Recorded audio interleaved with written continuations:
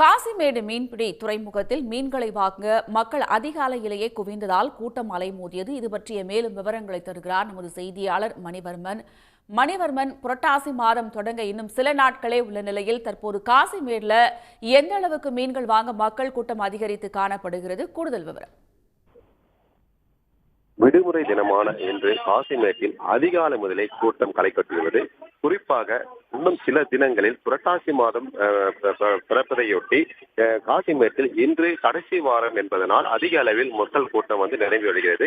அதிகாலையில் பலத்த மழை வெளுத்து வாங்கிய போதிலும் மக்கள் மழையும் பொருட்படுத்தாது மீன்களை வாங்கி செல்கின்றனர். காசிமேட்டில் இருள் சூழ்ந்து தூரலிலும் மக்கள் குடைகளை பிரித்து தங்களுக்கு ஏற்ப மீன்களை வாங்கி செல்கின்றனர். குறிப்பாக வரும் புதன்கிழமை புரட்டாசி மாதம் தொடங்குவதை அடுத்து விரத நாட்கள் கடைபிடிப்பதனால் அசைவ பிரியர்கள் அசைவம் உண்ணுவதை தவிர்த்து விரதம் மேற்கொள்வார்கள்.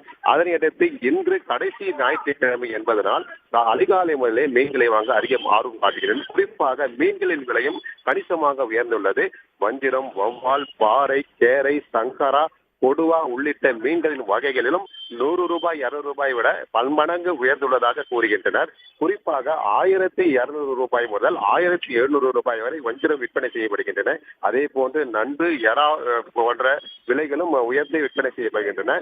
இருந்த போதிலும் இன்று கடைசி வாரம் ஞாயிற்றுக்கிழமை விரத நாட்களை மேற்கொள்வதற்கு முன்பாக அசைவம் சாப்பிடும் பிரியர்கள் தங்களுக்கு ஏற்ப மீன்களை வாங்கி செல்கின்றனர். இருந்த அதிகாலை முதலே கூட்டம் என்பது இங்கு களை கட்டியுள்ளது. இருள் சூழ்ந்த நிலையிலும் மக்கள் கூட்டமானது அதிக அளவில் இங்கு காணப்படுகின்றன. தங்கள் பேரத்துக்கேற்ப பேரம் பேசியும் விலைக்கேற்ப மீன்களை வாங்கி செல்கின்றனர்.